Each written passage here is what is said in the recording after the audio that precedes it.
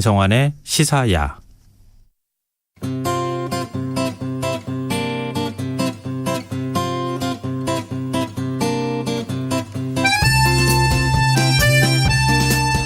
중국이 우주 탐사에 속도를 내고 있습니다. 중국의 화성 무인 탐사선 태넌 1호가 지난 15일 화성에 착륙했는데요. 지금까지 화성에 착륙해서 성공한 나라는 미국, 구소련밖에 없다는 점에서 미중 패권 경쟁이 우주 탐사 분야로까지 확산할 것이다 라는 관측까지 나오고 있습니다. 세계이면 오늘은 지구를 넘어 우주로 세계의 화성 탐사 경쟁에 대해 이야기 나눠보겠습니다. 외신캐스터 전주현 씨 나와 계십니다. 안녕하세요. 네, 안녕하세요. 네. 본격적인 소식이 들어가기 앞서서 청취자 분의 문자를 제가 하나 소개해드릴게요. 7321님께서요. 전주현 외신 캐스터님 나오는 날이죠. 피곤한 월요일이지만 전주현 캐스터님 전해주시는 소식 듣고자 잠 오는 것도 참으며 기다린답니다. 어머나. 듣고만 있어도 속 시원해지고 해외 소식에 밝아지는 기분이랍니다. 늘 잘 듣고 있는 청취자 팬이라고 꼭 좀 전해주세요. 어머, 너무 감사합니다. 꼭 좀 전해달라는 것 때문에 제가 전해드리고 네. 있는 중입니다. 너무 감사합니다. 네. 오늘도 제가 속 시원하게 해드릴 수 있도록 노력을 해보겠습니다. 네, 전주현 캐스터 이런 칭찬 무지무지 좋아합니다. 그러니까요. 그러니까 많이 보내주십시오. 네, 감사합니다. 자, 그럼 처음 소식으로 한번 좀 들어가 볼까요? 네네. 중국이 화성에 탐사선 보낼 줄 잘 몰랐어요.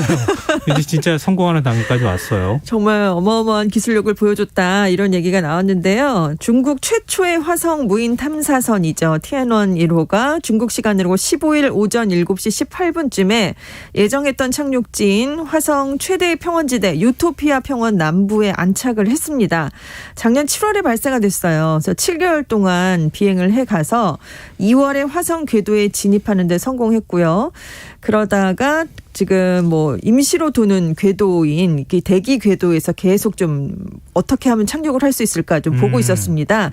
여기에 머물다가 드디어 15일 오전 1시쯤에 하강을 해서 화성 착륙을 시도를 했는데 이 착륙선이 궤도선에서 분리돼서 나온 뒤에 화성 대기권에 진입을 해야 되고요. 하강을 해야 되고 착륙까지 하려면 시속 2만 킬로미터에서 0까지 속도를 줄여야 된답니다. 네, 그렇죠. 정말 어렵죠. 이 구간이 정말 최고 난도의 구간이에요. 왜냐하면 화성이 달하고 다르게 대기가 있습니다. 좀 적긴 하지만 지구보다.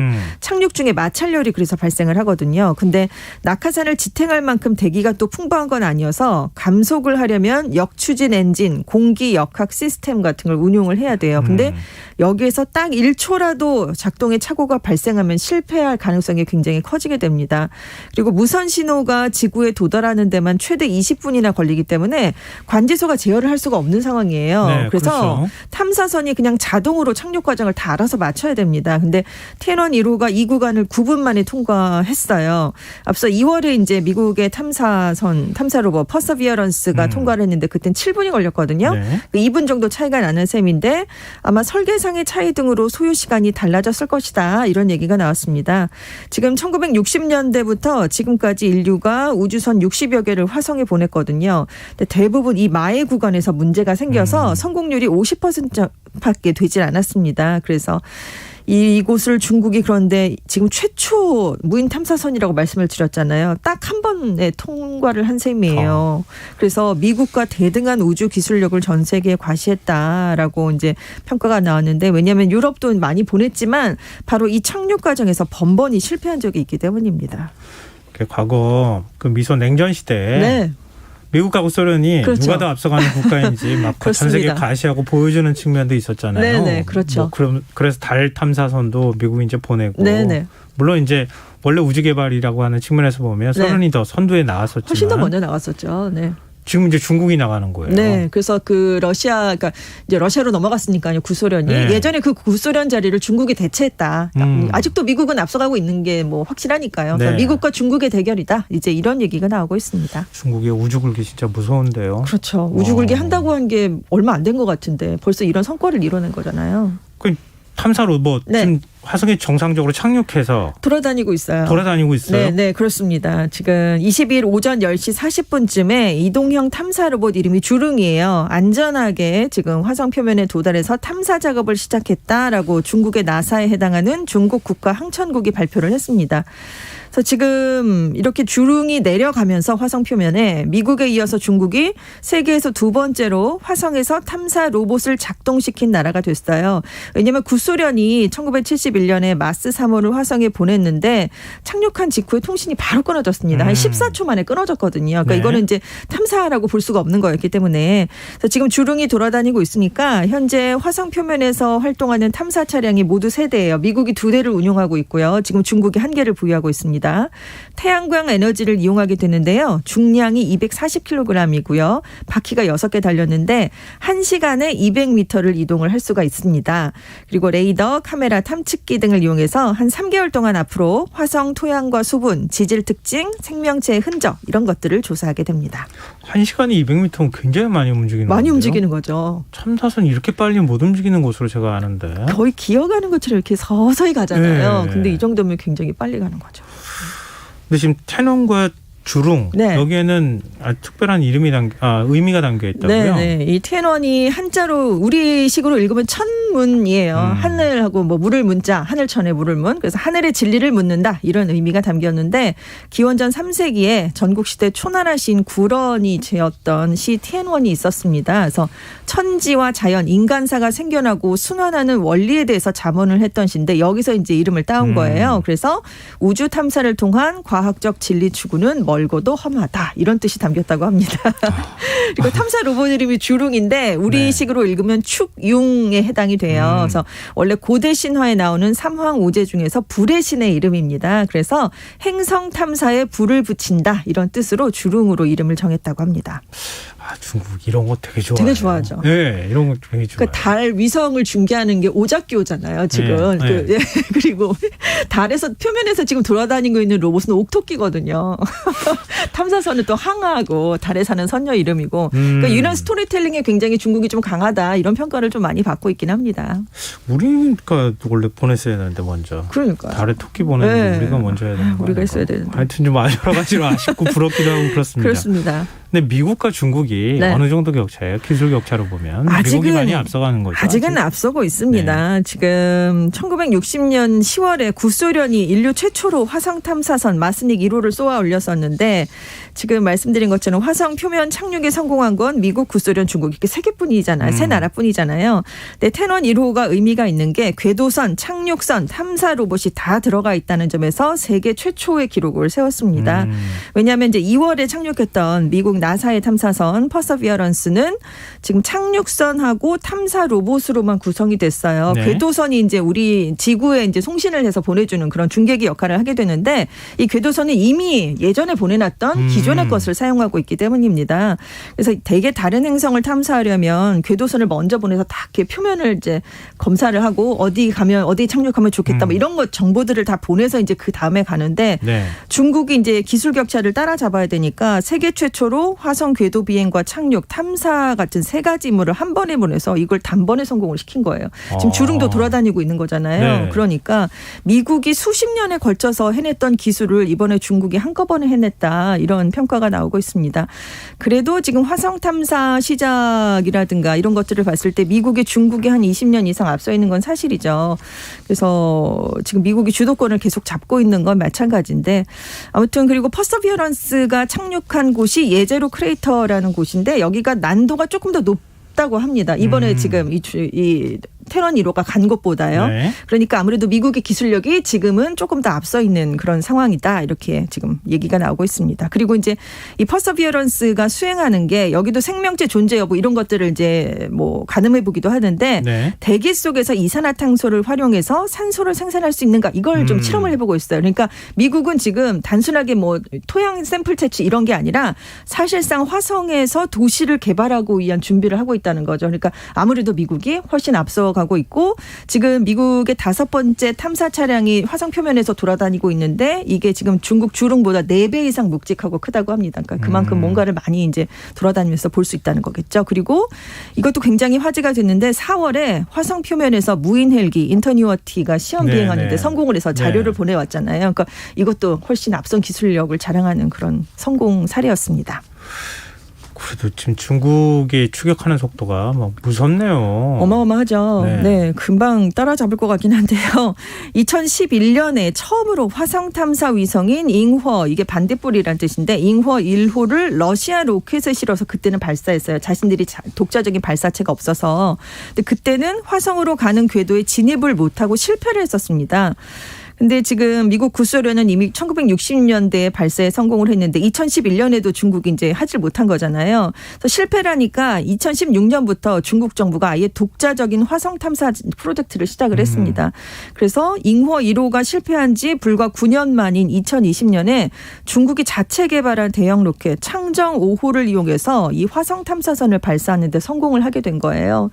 그래서 지금 뭐 중국이 전 세계에서 가장 많은 로켓을 그동안 우주로 쏘아 올렸었기 때문에 그런 경험이 다 축적돼서 이게 이번에 가능했다 이런 평가가 나오고 있는데 반면에 미국이 살짝 좀 위축돼 있었죠. 그동안 유인 달 탐사 프로그램을 했다가 돈이 너무 많이 들어서 중단을 했었잖아요. 그러다가 이제 2017년부터 재개하기로 했다 뭐 이런 얘기가 나오고 있으면서 지금 프로젝트를 추진하고 있는데 지금 중국이 또 하나 하고 있는 눈여겨볼 만한 점이 독자적인 우주정거장 건설입니다. 그래서 지난달에 이 우주정거장 테너를 구성할 본체 부분을 지구 궤도에 안착시키는데 이미 성공을 했어요. 그래서 이 우주정거장이 내년에 완성될 계획입니다. 근데 지금 미국하고 러시아가 공동으로 국제 우주정거장 ISS를 운영하고 있는데 2025년까지만 가동되거든요. 근데 러시아는 이미 그 이후까지는 안 하겠다. 미국은 2030년까지 좀 써보자 이런 방안을 추진하고 있는데 러시아는 지금 그만둘 것 같습니다.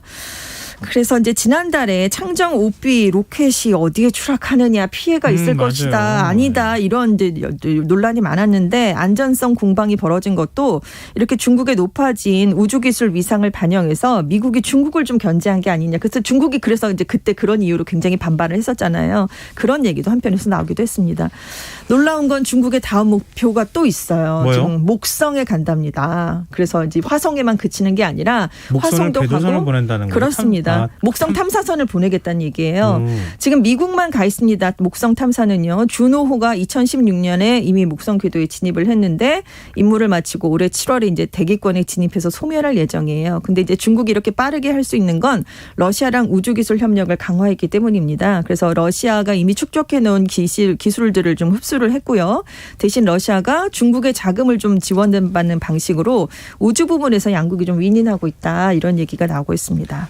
이렇게 화성에 탐사선 보낼 정도면은 돈을 얼마나 들여야 되는 거예요? 천문학적 이런 천문학적이 도대체 얼마가 필요합니까? 자, 우리나라도 좀 보내야 되는데. 네. 2020년 기준으로 말씀을 드리면 중국이 우주 개발에 투자한 예산이요 88억 5,200만 달러입니다. 이게 미국을 제외한 나라 중에 단일 국가 수준으로는 가장 많은데요. 러시아가 35억 8천만 달러, 일본이 33억 2,300만 달러거든요. 여기보다 러시아, 일본보다 2배 이상 많고요.